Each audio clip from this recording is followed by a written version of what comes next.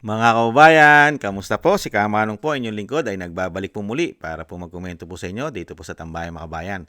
Samahan niyo po inyong lingkod, mag-umpisa na po tayo mga kababayan. Ito po mga kababayan, at ipinalabas po, di po ba, si Stella Kimbo ay kasama po sa mga congressman na nakinabang po ng basu-basurang maleta at special delivery pa sa kanyang tahanan, mga kababayan. At ito po ay may mga larawan kung paano po nila tinanggap at nireceive ang basu-basurang maleta na puro pera.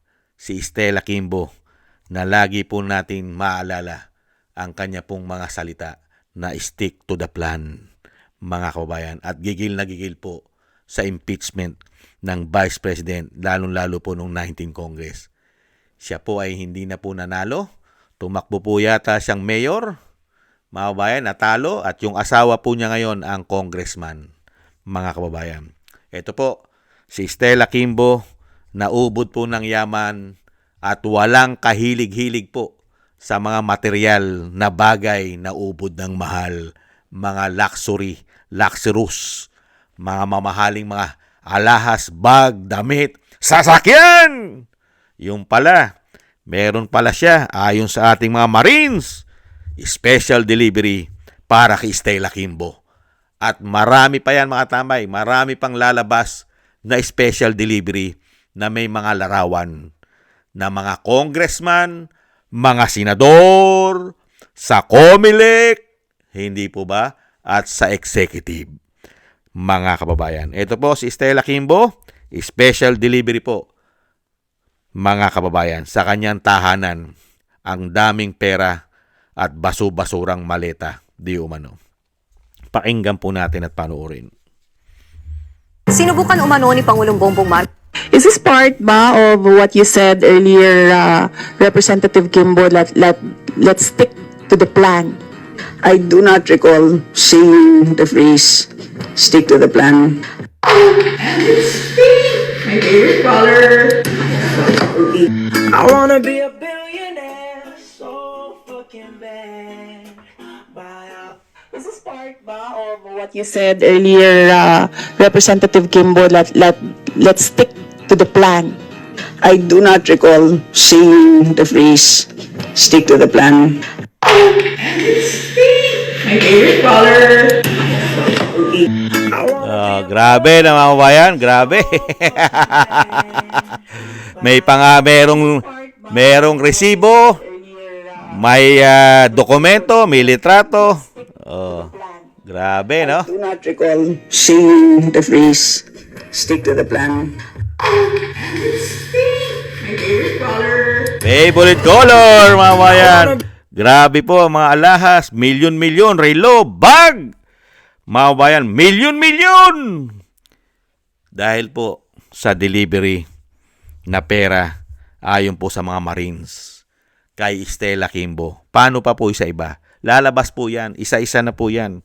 Isa-isa na pong lalabas po ang mga larawan ng maleta na special delivery sa kanilang mga tahanan, sa kanilang mga exclusive subdivision, mga townhouse, yung iba, dinideliver sa Kongreso at sa Senado.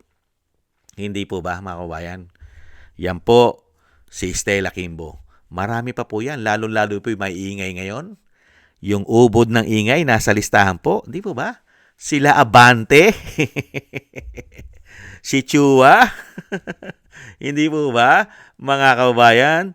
Sila Ortega, nasa listahan po ng ng Marine. Hindi po ba? Sila Barbers, yung grupo po ng Tricom, Tuadcom. Hindi po ba? Pati nga po yung namatay na si Akop ay kasama rin po sa listahan. Nilagyan lang po yata ng pinaka-black pen o pen, black pen.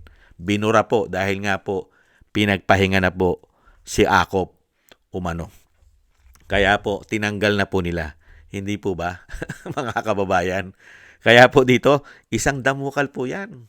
Sila Adjong, si Siyo Adjong, Siya Adjong. Hindi ba? Napakaingay. Sila Konghun, mga kababayan. Lahat po halos ng maiingay. Mga makabayang black. Sila Raul. sila Castro nung 19 Congress, sila Brosas, si De Lima, si Trillanes, $2 million para po asikasuhin ang ICC sa ating bansa, mga kababayan, at gastusan po ang mga testigo niya umano. At ganun din po ang pare na si Flaviano, mga kababayan. Isa pa lang po yan, mga kababayan. Si Stella Kimbong nananahimik. Mga kababayan, tahimik na tahimik po sa issue ng flood control scandal. Yung pala, kaya tahimik na tahimik si Stella Kimbo.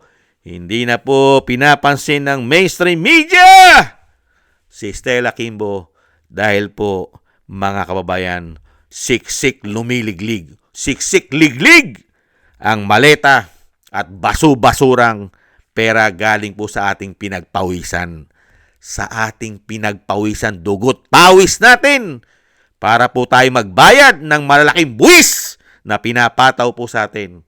Yung pala, dinideliver lang po sa mga demonyong ito umano na nagpakasama po dahil po sa kasakiman sa pera ng taong bayan di umano. Mabuhay ka, Stella Kimbo. Mabuhay ka. Kahanga-hanga kayo.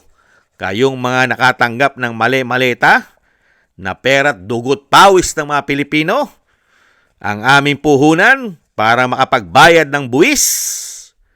Samantalang sa inyo, mga kababayan, napakasaganang buhay.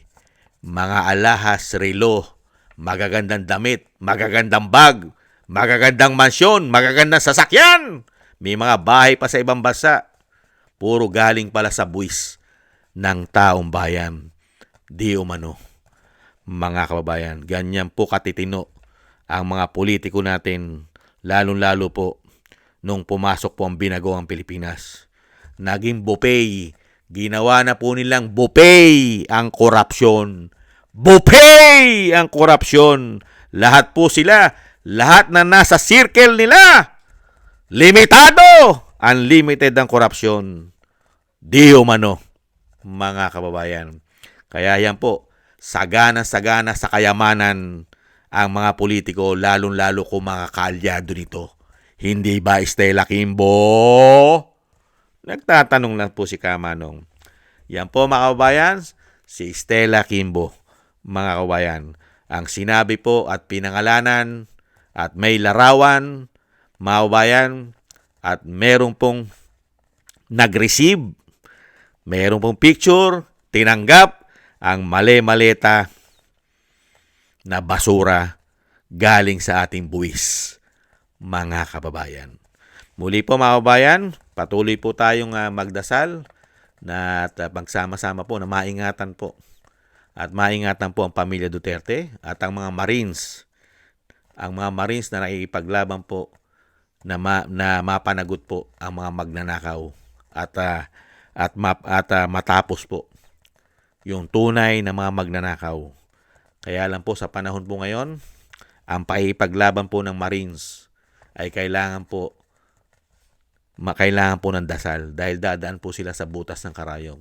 Dahil mismo inaakusahan nila ay mismo po kasama po ang Commander-in-Chief na kontrolado po niya ang bansa. Halos lahat po ng departamento ng gobyerno ay kontrolado niya.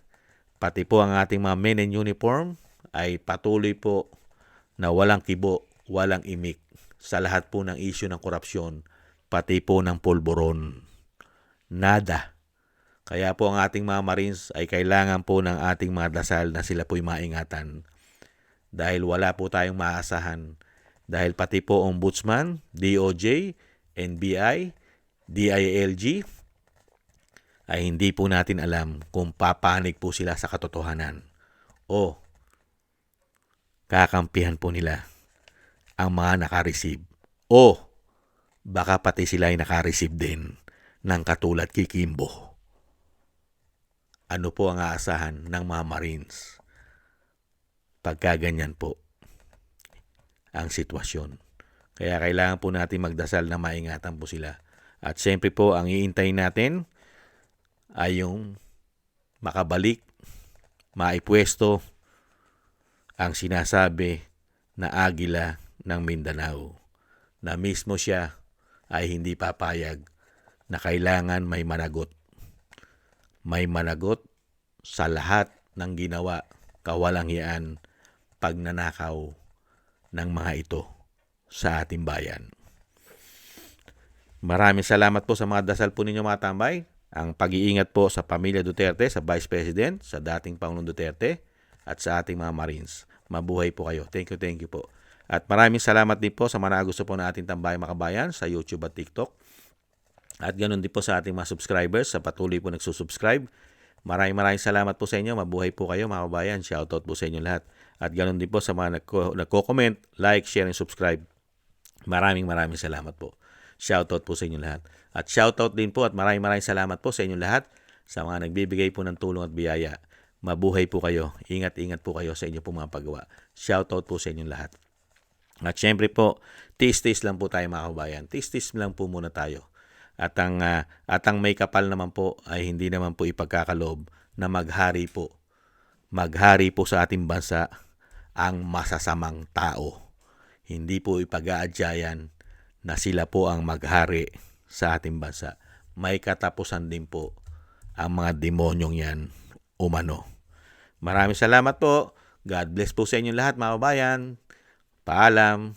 Bye-bye.